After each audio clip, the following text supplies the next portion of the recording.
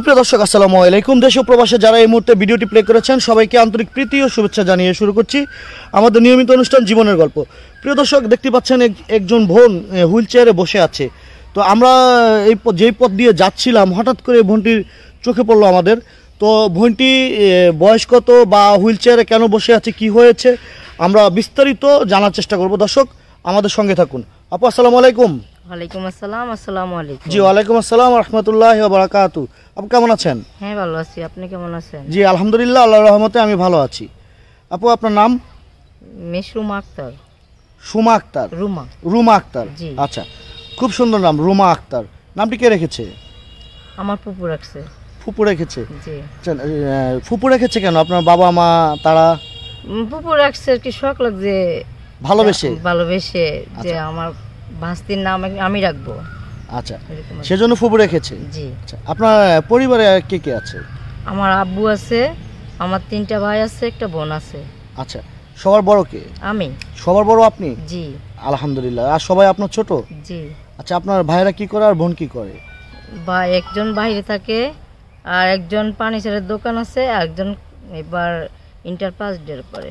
আচ্ছা আচ্ছা, আপনার হোম ডিস্ট্রিক্ট কোথায়? গ্রাম পূর্ব গুলিশা। পূর্ব গুলিশা থানা? চাঁদপুর। জেলা? চাঁদপুর। পোস্ট? ফরকাবাদ। চাঁদপুরের মধ্যে পড়েছে। কি বাড়ি? পূর্ব গুলিশা রাড়িবাড়ি। পূর্ব গুলিশা রাড়িবাড়ি। আপনার বাবার নাম? মোহাম্মদ হেদায়েতুল্লাহ বয়াতি। মোহাম্মদ হেদায়েতুল্লাহ বয়াতি। আচ্ছা আচ্ছা, তখন আপনার কি হয়েছে? আপনাকে আমরা দেখতে পাচ্ছি হুইল চেয়ারে বসে আছেন। আমার একটা হাত নাই, হাত আছে নাই বলতে কোন হাতটা নেই? কোন হাতটা নেই? সমস্যা, আর দুইটা পায়ে সমস্যা। দুইটা পায়ে সমস্যা? কি হয়েছিল পায়ে?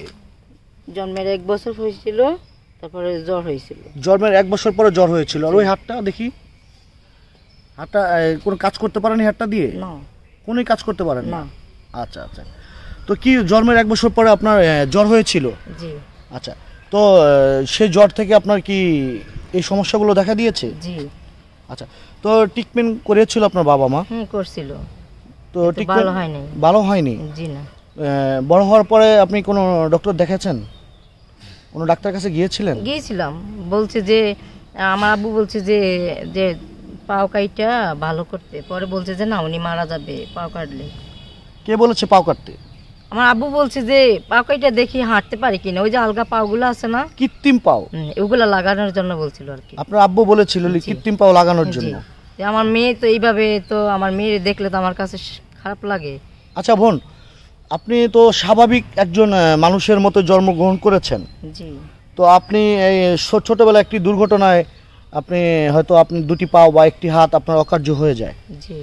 তো আপনার ভিতরে কোনো কষ্ট আছে? আপনার মতনই আপনার বয়সেরই মানুষ বা আপনার আশেপাশে আপনার সঙ্গী যারা আছে তারা স্বাভাবিক জীবনে চলাফেরা করছে, তাদেরকে দেখে আপনার কোনো কষ্ট হয়? হ্যাঁ, কষ্ট হয়। তার মনে হয় যে আমিও তো এরকম চলাফেরা করতাম, আমিও তো এরকম সংসার করতাম, বা আমি তো যেদিকে মন চাইতো ওইদিকে যাইতাম। তোরা তো মানে ওগুলো প্রশ্ন করি, যে ওরা আমার প্রশ্ন করে তোর কি মন চায় না, আমি কি হ্যাঁ মন চাই, কিন্তু আমার ভাগ্যে তো নাই। ভাগ্যে নাই? জি। আপনি আমাদেরকে বলেছেন আপনি এসএসসি পাস করেছেন। এটা কত সালে এসএসসি পাস করেছেন? 2010-এ। 2010-এ এসএসসি কমপ্লিট করেছেন। তো 2010-এ আপনি এসএসসি কমপ্লিট করেছেন কিভাবে আপু? আপনার তো হুইলচেয়ার দিয়ে। আমার একটা ছোট বোন ছিল, উনি আমারে মানে যাতায়াত করতো। আপনি লিখছেন কিভাবে? বাম হাতে। বাম হাতে লিখেছেন? জি। তো দুটি পা একটি হাত অকার্য, বাম হাতে লিখে আপনি এসএসসি কমপ্লিট করেছেন। জি। রেজাল্ট কি এসেছে? রেজাল্ট এসে এ গ্রেড পাইছিলাম। এ গ্রেড পেয়েছেন? জি। খুব ভালো রেজাল্ট করেছেন, সুন্দর রেজাল্ট করেছেন। পড়ালেখার ভিতরে খুব ভালো মনোযোগ ছিল না? জি। আচ্ছা, তখন আপনার এই যে পড়ালেখার পিছনে মানে এই যে স্বপ্ন পূরণ করার, এটা আপনার সহযোগিতা করেছে কে? আমার বাবা মা। বাবা মাই? জি। মানে এই যে পড়ালেখা করবেন আপনি, এটা আপনার বাবা মাই স্বপ্নটা আপনার পূরণ করেছে? জি। আচ্ছা, এমনি আর কোনো সুবিধা অসুবিধা আপনার জীবনে যেটা অনাকাঙ্ক্ষিত, আপনি যেটা কল্পনাও করতে পারেননি? যেমন আপনার কলেজে যাওয়ার পথে কোনো সমস্যায় আপনি পড়েছেন কিনা কখনো, সেটা বলছি। না, আমি যখন আসতাম, যদি আমি একা থাকতাম তাহলে আমার ভাই বা বোন রাস্তার আশেপাশের ভাই বোনগুলো আছে না, ওগুলো আমার হেল্প করতো। আচ্ছা, আপনার তো কলেজে যেতেন কিভাবে বা আসতেন কিভাবে? এই হুইল চেয়ার নিয়ে আসতাম। হুইল চেয়ার নিয়ে আপনাকে সহযোগিতা করতো কে? সহযোগিতা করতো ক্লাসমেটেরও করতো, আমার বোনও করতো। ক্লাসমেটও করতো, আপনার বোনেরও করতো। জি। আচ্ছা, পরীক্ষার হলে তো নির্ধারিত একটা সময় বেঁধে দেওয়া হয়, 2 ঘন্টা বা 3 ঘন্টা বা 1.5 ঘন্টা একটা নির্ধারিত সময় বেঁধে দেওয়া হয়। জি। তো আপনি কি বাম হাতে লিখে সেই সময়ের মধ্যে লিখতে পারতেন? কিছু সময় একটু দেরি হতো, তারা স্যারেরা বুঝতো, স্যারেরা বুঝতো যে উনি বাম হাতে লেখে ওনার লেখা দেরি হবে। তো সবাই যখন লিখে চলে যেত আপনি তো বসে থাকতেন, বসে বসে লিখতেন? ওরকম সময় আমি আর কি করি না, হালকা কিছু সময় আর কি লাগতো। হালকা কিছু সময় লাগতো। আচ্ছা, আপনার ক্লাসমেট যারা ছিল আপনার তৎকালীন সময়, তারা তো মোটামুটি স্বাভাবিক ছিল। জি। তাদেরতে আপনি একটু ব্যতিক্রম ছিলেন। জি। তো আপনার এই যে ব্যতিক্রম নিয়ে আপনার কখনো কষ্ট হয় না যে 8-10টা স্বাভাবিক মানুষের মতো আপনি স্বপ্ন কখনো দেখেছেন? হ্যাঁ, খারাপ তো লাগতোই, ওগুলো দেখলে তো আমাকে। আর ওরা যখন চলতো তখন তো আমার কাছে খারাপ লাগতো যে আল্লাহ আমার কি করলো, আমি তো ওগো মতোই চলতাম, ওগো মতোই সব কিছু করতাম, এরকম আর কি। কষ্ট হতো? কষ্ট তো অনেক কষ্ট হতো। যখন আমি প্রথম স্কুল ভর্তি হয়েছি, ক্লাস 6-এ পড়ি, তখন তো সবাই নতুন দেখতো আমারে, সব ক্লাসমেট বা স্কুলের সব ছাত্রছাত্রী আমার ঘিরা মানে দাঁড়িয়ে থাকতো। তো বলতো যে তোরা যদি এইভাবে, স্যার বলতো তোরা যদি এইভাবে দাঁড়িয়ে থাকস তো ওনার মনটা আরও খারাপ লাগবে, বলবে যে আল্লাহ তুমি আমার কি করলা, যে আমি এরকম দিকে তো ওরা আমার এইভাবে দেখতেছে। তো সব সইরা যেত, আর কোনোদিন দাঁড়াতো না। কোনোদিন দাঁড়াইতো না? না।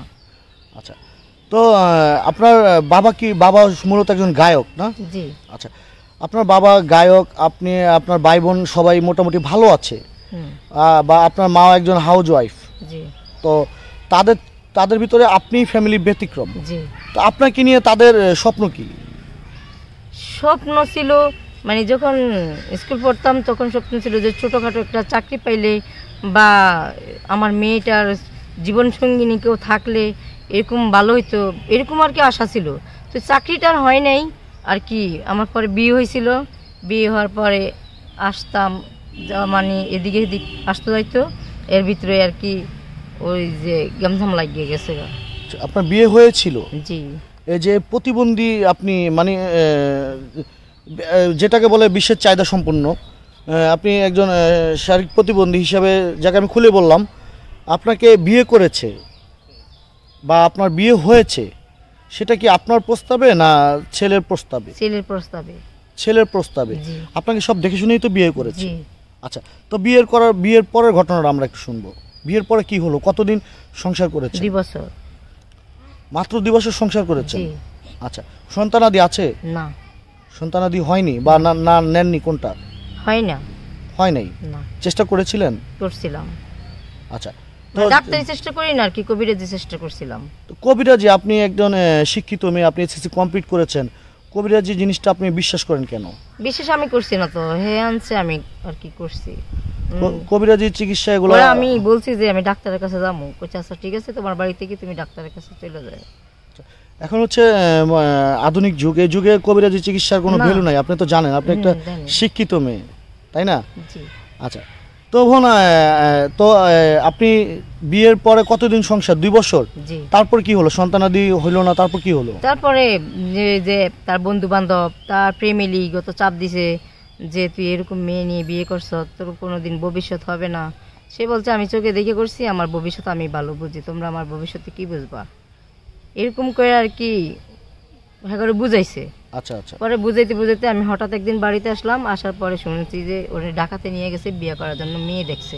আচ্ছা। পরে কেমনে আর কি কে শুনছে বা কার কাছ থেকে শুনছে জানি না, পরে আমার আব্বুর কাছে ফোন দিছে যে তোমার মেয়ের জামাই বিয়ে করতে আসছে, তোমার মেয়ে নাকি একটা প্রতিবন্ধী আছে। হ্যাঁ আমার মেয়ে একটা প্রতিবন্ধী আছে, আমার জামাইয়ের নাম বাবুল। ঠিক আছে, এদিকে বিয়ে করতে আসছে, ঠিক আছে তোমরা মারধর করো না, আমার জামাইকে যেমনি পারো সে সমানে পাঠিয়ে দাও আর কি। ওই জায়গায় শুনছি 30,000 টাকা জরিমানা দিয়া কিভাবে চলে আসছে। আসার পরে ওরা ফ্যামিলিগত নিয়ে আবারও বিয়ে করাইছে, ফ্যামিলিগতভাবে আবারও বিয়ে করাইছে। পরে আমার আব্বা এটা শুই না, আবার যখন বিয়ে করছে আমার আব্বু এটা শুই না, তাতে আমাকে মানে জিজ্ঞাসা করে দিয়েছে। হ্যাঁ বলছে যে আমি 2টা বউ রাখবো, যে আমি এই বউটাও রাখবো সেই বউটা রাখবো। আমার আব্বু বলছে যে আমার যেই জায়গাতে আমার মেয়ে এক গ্লাস পানি খেতে পারে না, আরেকটা মেয়ে আমার মেয়ের কি সেবা করবে সেটা আমি ভাবিও না কোনো দিন। এটাকে আমার আব্বু আমার নিয়ে আসছে। না না, আপনাকে প্রতিবন্ধী বলে আপনাকে করুণা করেছে সে কোনটা? কে, আমার স্বামী? জি। না না, করুণা করেনি, না, রিয়েল ভালোবেসেছে, অনেক রিয়েল ভালোবেসেছে না? জি আচ্ছা, তো আপনাদের তো ডিভোর্স হয়ে গেছে? জি। আচ্ছা, স্বামীর প্রতি কোনো রাগ অনুরাগ আছে আপনার এখনো? না, আমি রাগ করি না, কারণ এটা আমার ভাগ্য নাই। ভাগ্যে নেই। জি। আচ্ছা বোন, সোশ্যাল মিডিয়ায় একটি ভিডিও ভাইরাল হয়েছে, যেটি হচ্ছে যশোরের একটি মেয়ে, নাম হচ্ছে তামান্না নুরা। তার দুটি হাত নেই, একটি পা নেই, এক পা দিয়ে লিখে সে জিপিএ 5 পেয়েছে, এবার এসএসসিতে গোল্ডেন এ প্লাস পেয়েছে। তো সেই ভিডিওটা কি আপনার নজরে পড়েছে? জি, আমি দেখেছি এটা। প্রধানমন্ত্রী নিজেও তাকে ফোন দিয়েছে স্বয়ং। দেখেছি। দেখেছেন? যে দেখছি যে দুইটা হাত নাই আর একটা পা নাই, পা দিয়ে লিখছে, এক পা দিয়ে লিখেছে। জি, এটা দেখছি। তামান্না নুরা। জি। আচ্ছা, সেই ভিডিওটা আমিও করেছি, দেখেছি। আমার চ্যানেলেও সেই ভিডিওটা প্রচার হয়েছে। এটা আমি দেখেছি। আচ্ছা, আপনি কোথায় দেখেছেন? আমার মোবাইল থেকে ইউটিউব না ফেসবুক? ইউটিউব দেখছি। ইউটিউবে দেখেছেন? জি জি। আচ্ছা, তো বোন, আজকে ভিডিওতে আপনার কোনো কিছু আছে কি না বলার? আপনার কোনো কিছু চাওয়া পাওয়া আছে কি না এই ভিডিওর মাধ্যমে দেশবাসীর কাছে? চাওয়ার আছে যে আমি কোনো দিকে যাইলে যে হেল্প লাগে ওই হেল্পটা যেন না লাগে আর কি, যে আমি নিজে কোনো দিকে ইচ্ছে করে যাইতে আমার নিজের মন মতো যে আমি চলতে পারি, এরকম একটা হুইল চেয়ার প্রয়োজন আমার। হুইল চেয়ার প্রয়োজন, আর কিছুই দরকার নেই? না। আর্থিক সহযোগিতা দরকার নেই? না, সব আছে? আছে, মোটামুটি আল্লাহর রহমতে ভালো আছে। আল্লাহ দিয়েছে? জি। আচ্ছা, তো ঠিক আছে, আমরা চেষ্টা করব এই ভিডিওর মাধ্যমে, এই ভিডিওটা দেখার পরে কোনো সহৃদয়বান ব্যক্তি যদি তার হৃদয়ে বিন্দু পরিমাণ দাগ কেটে থাকে, অবশ্যই আপনার জন্য একটা অটো হুইল চেয়ারের ব্যবস্থা তিনি করে দিবে। আর যদি হুইল চেয়ারের একটা ব্যবস্থা হয়ে যায় তাহলে এই ভিডিওটা করা আমাদের সার্থকতা। প্রিয় দর্শক, আপনারা যারা আমাদের ভিডিওটি দেখলেন এতক্ষণ, এই ভিডিওতে কোনো ভুল ত্রুটি বা কোনো অন্যায় করে থাকলে অবশ্যই ক্ষমাশূন্য দৃষ্টিতে দেখবেন। আর হচ্ছে ভিডিওটি ভালো লাগলে বেশি বেশি করে লাইক, কমেন্ট, শেয়ার করতে ভুলবেন না। এবং একটি কথাই বলতে চাই, 5 ওয়াক্ত নামাজ পড়ুন, দিন শেষে একটি হলো ভালো কাজ করুন। সকলকে অসংখ্য ধন্যবাদ।